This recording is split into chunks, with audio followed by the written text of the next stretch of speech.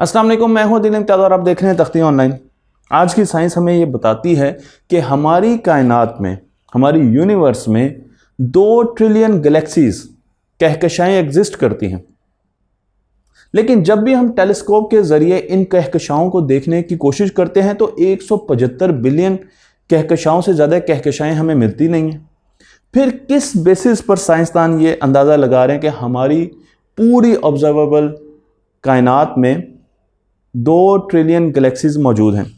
पिछले दिनों मैंने ये पोस्ट फेसबुक पर की तो बहुत से बच्चों ने ये सवाल पूछा कि मॉडल क्या है, किस तरीके से हम मेजर करते हैं कि हमारे पास इतनी ज़्यादा गैलेक्सीज हैं। तो मैं आपको लेकर चलता हूँ माजी में, जब हमारी कायनात बन रही थी। बिग बैंग हुआ आज से 14 बिलियन साल पहले और हमारी कायनात का वजूद सामने आया। हर तरफ को हमारी कायनात फैली, जबकि हम तस्वीरों में सिर्फ एक तरफ को देखते हैं, लेकिन हर तरफ को हमारी कायनात फैली। और आज अगर हम कायनात को देखें तो वो कई बिलियन लाइट ईयर्स बड़ी है, जो कि हम ऑब्जर्व कर चुके हैं। हमारी कायनात में गैलेक्सीज बनी, सितारे बने, प्लैनेट्स बने। और जब हम टेलीस्कोप के ज़रिए मुशाहिदा करते हैं आसमान का, तो सबसे पहले हमने प्लैनेट्स को देखा, करीबी प्लैनेट्स को देखा, फिर हमने सूरज को देखा। जैसे जैसे टेलीस्कोप की टेक्नोलॉजी बढ़ती गई, इम्प्रूव होती गई, हम दूसरे सोलर प्लैनेट्स को देखना शुरू हो गए। हमने दूसरी गैलेक्सीज को देखना शुरू कर दिया। और अब हम इस स्टेज पर हैं कि हम 170 बिलियन गैलेक्सीज को देख सकते हैं।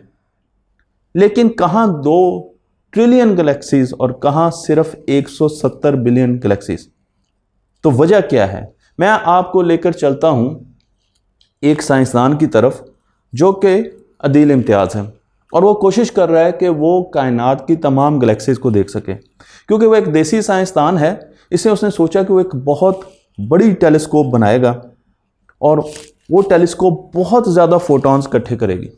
और उस टेलीस्कोप के ज़रिए वो आसमान के एक एक हिस्से को, चप्पे चप्पे को मॉनिटर करेगा, ऑब्जर्व करेगा और गैलेक्सीज को देखने की कोशिश करेगा। वो सारे आसमान को इस हाई रेजोल्यूशन रखने वाली टेलीस्कोप से ऑब्जर्व करेगा और पेपर पर गैलेक्सीज के नंबर लिखता जाएगा और उसे पता चल जाएगा कि हमारी कायनात में 2 ट्रिलियन गैलेक्सीज हैं। क्या हकीकत में ऐसा मुमकिन है? जब आप प्रैक्टिकल सिनेरियो की तरफ आते हैं तो आपको पता चलता है कि ना तो हमारे पास बहुत बड़े साइज की टेलीस्कोप है, लिमिट है हमारे ऊपर, ना ही उस टेलीस्कोप की टेक्नोलॉजी लिमिटलेस है। हम वही टेक्नोलॉजी इस्तेमाल कर सकते हैं जो कि हम आज कर रहे हैं। रेजोल्यूशन भी लिमिटेड है, नंबर ऑफ फोटॉन्स जो हम तक पहुंच रहे हैं वो भी लिमिटेड है। और जो डेटा प्रोसेसिंग यूनिट है, जो कि टेलीस्कोप से सारा डेटा लेता है और फिर उसे प्रोसेस करता है कंप्यूटर्स के ज़रिए, सुपर कंप्यूटर्स के ज़रिए, उनकी स्पीड भी लिमिटेड है। तो इतनी लिमिटेशंस की वजह से हम तमाम गैलेक्सीज को ज़मीन पर बैठकर या स्पेस से देख नहीं सकते, मॉनिटर नहीं कर सकते। एक और वजह यह है कि कायनात में बहुत सी ऐसी सेलेस्टियल बॉडीज़ हैं जो रोशनी को पुरानी पुरानी गैलेक्सी से हम तक आने तक रोकती हैं। आप नेबुला की बात कर रहे हैं, आप डस्ट क्लाउड्स की बात करें, आप और बड़ी बड़ी सेलेस्टियल बॉडीज़ की बात करें, तो रोशनी उनसे पार नहीं गुजर सकती और हम तक पहुंच नहीं सकती। तो हमारे पास वो इंफॉर्मेशन नहीं आती जो दूर दराज गैलेक्सीज से आनी चाहिए। इसका सलूशन क्या है? इसका सलूशन ये है कि हम ज़्यादा अरसे के लिए टेलीस्कोप के साथ स्कैन करें और ज़्यादा से ज़्यादा फोटॉन्स को इकट्ठा करने की कोशिश करें। यही कोशिश कर रहे हैं हम हबल टेलीस्कोप से। हबल टेलीस्कोप को हमने 90s में स्पेस में छोड़ा, जो कि ज़मीन के बाहर जाकर स्पेस में दूर दूर की गैलेक्सीज को देखने की कोशिश कर रही है। आप जानते हैं कि जब हबल टेलीस्कोप को हमने स्पेस में लॉन्च किया तो उस वक्त हबल टेलीस्कोप के जो पहले इमेजेस आए वो ब्लर थे। तकनीकी नक्स की वजह से वो सारे के सारे इमेजेस ब्लर हुए और उसके बाद हबल टेलीस्कोप पर काफ़ी मॉडिफिकेशंस की गई ताकि उससे हमें हाई रेजोल्यूशन वाले इमेजेस और पूरे फोकस्ड इमेज नज़र आए।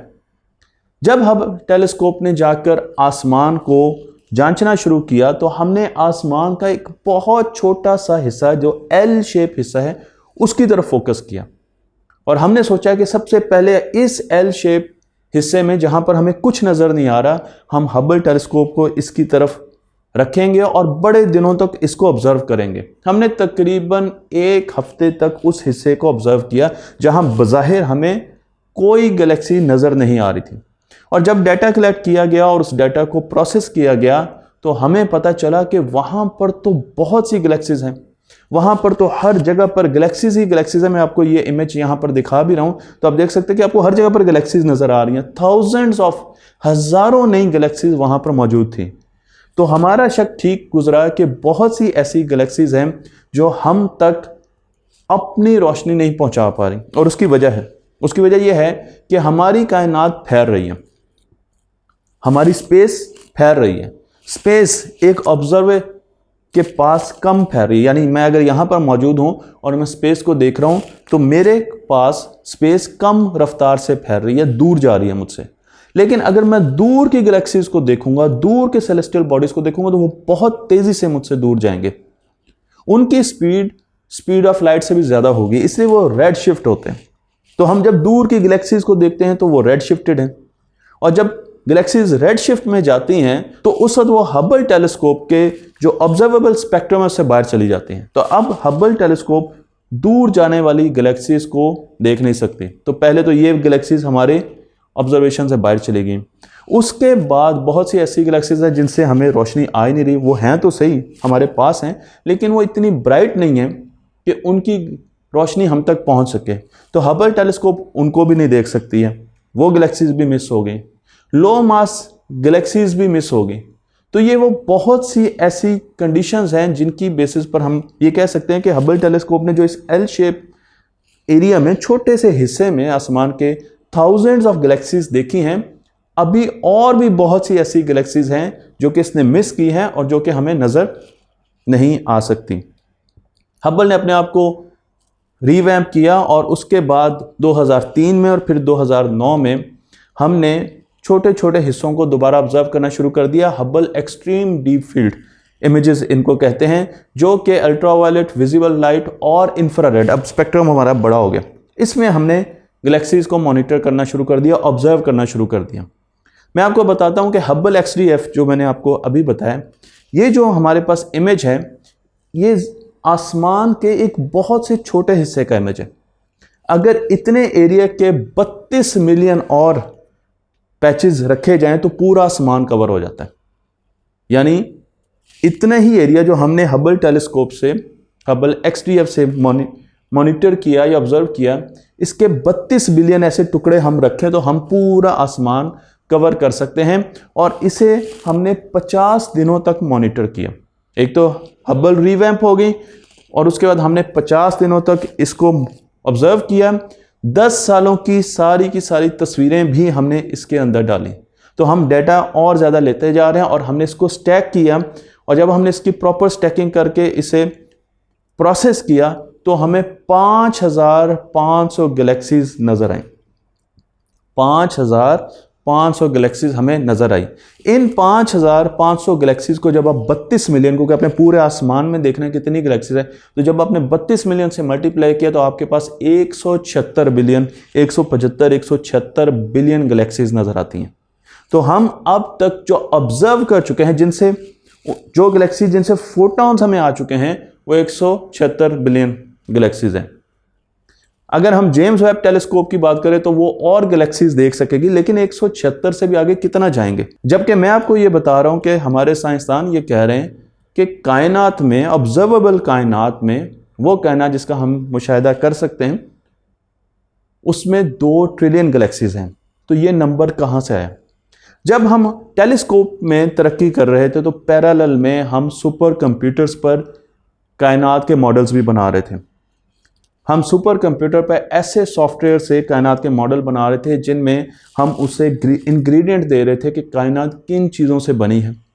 हम इनिशियल कंडीशंस उनमें फीड कर रहे थे और हम लॉज ऑफ फिजिक्स उनमें फीड कर रहे थे, ताकि आहिस्ता आहिस्ता कायनात इर्तिका के अमल से गुजरे, एवॉल्व हो, और फिर हम उस मॉडल को, हमें जो चीज़ें नज़र आती थी, जो इन्फॉर्मेशन हमें टेलीस्कोप के ज़रिए मिलती थी, उसके साथ कंपेयर करते थे। तो अब समझ लें कि आपने हज़ारों एनिमेशंस, हज़ारों सिमुलेशंस चलाई हुई हैं, बेहतर वर्ड सिमुलेशन है, हम हज़ारों सिमुलेशंस चलाई हुई हैं, और आप उन सिमुलेशंस में मुख्तलिफ पैरामीटर्स डालते हैं और फिर देखते हैं कि इन सिमुलेशंस में जो गैलेक्सीज बन रही हैं उसमें कितने सितारे हैं, ब्लैक होल कहाँ पर हैं, उनमें ग्रेविटी क्या है, और फिर हम अपनी गैलेक्सी को और दूसरी गैलेक्सीज को देखते हैं कि क्या वो डायनेमिक्स और जो सिमुलेशंस हमें डायनेमिक्स बता रही है वो कितने करीब हैं, और उनकी बेसिस पर हम उन सिमुलेशंस को ऊपर उठा लेते हैं जो कि रियलिटी के ज़्यादा करीब होती हैं। फिर हमने उनमें डार्क मैटर और डार्क एनर्जी के पैरामीटर्स भी इंट्रोड्यूस कराए ताकि वो रियलिटी के ज़्यादा करीब आएँ, और फिर उन सिमुलेशंस में हमने टाइम को बहुत तेज़ी से गुजारा और हमने देखा कि किस तरीके से 14 बिलियन साल के बाद ये सिमुलेशंस हमें कायनात का स्ट्रक्चर दे रही हैं, और कायनात का स्ट्रक्चर क्या होगा, उसमें कितनी गैलेक्सीज होंगी और हर गैलेक्सी में कितने स्टार्स होंगे और हर स्टार के गिर्द कितने प्लैनेट्स होंगे। तो हम ये तो जानते हैं कि गैलेक्सी में कितने स्टार्स होते हैं और हर स्टार के गिर्द अप्रॉक्सीमेटली कितने प्लैनेट्स होते हैं, तो उससे हमें अंदाज़ा हो गया कि कौन सा मॉडल आज की कायनात की रियलिटी के करीब तरीन है। और उन मॉडल्स पर जब साइंसदानों ने रिसर्च की तो उन्हें पता चला, क्योंकि अगर हम ऑब्जर्वेबल कायनात की बात करें जो कि मैं आपको यहाँ पर दिखा रहा हूँ, तकरीबन 93 बिलियन लाइट ईयर उनका डायमीटर है, तो हमने जब सॉफ्टवेयर में सिमुलेशंस में इस कायनात का मुआयना किया तो हमें पता चला कि इस कायनात में 2 ट्रिलियन गैलेक्सीज इस एरिया में लाई करती हैं, और इनमें से यानी 2 ट्रिलियन गैलेक्सीज में से 90% गैलेक्सीज ऐसी हैं जिनको हम ऑब्जर्व नहीं कर सकते, और वही चीज़ हमें हबल से और बाकी टेलीस्कोप से नज़र आ रही है कि हम एक बहुत बड़ी तादाद गैलेक्सीज की ऑब्जर्व नहीं कर पा रहे। लेकिन इसका ये मतलब नहीं है कि वो गैलेक्सीज एग्जिस्ट नहीं करती, और इस वक्त दुनिया के साइंसदानों की मजमूई राय ये है कि हमारी कायनात में 2 ट्रिलियन गैलेक्सीज इस वक्त एग्जिस्ट करती हैं, और हम आहिस्ता आहिस्ता बेहतर टेलीस्कोप्स बनाते जाएंगे ताकि उन गैलेक्सीज को देख सकें। लेकिन स्टिल ज़्यादा बड़ी तादाद ऐसी गैलेक्सीज की होगी जिन्हें हम कभी भी देख नहीं सकेंगे। तो मुझे उम्मीद है कि अब आपको समझ आ गई होगी कि किस तरीके से आसमान पर भी ऑब्जर्वेशंस की जाती हैं, लेकिन हम सुपर कंप्यूटर से सिमुलेशन के ज़रिए इस तादाद को निकाल रहे हैं, जो कि आपके लिए हैरान कुन होगा। मुझे उम्मीद है कि ये वीडियो आपको पसंद आई होगी। तख्ती ऑनलाइन को लाइक कीजिए, शेयर कीजिए और इस इल्म को दूसरों तक पहुंचाते रहिए।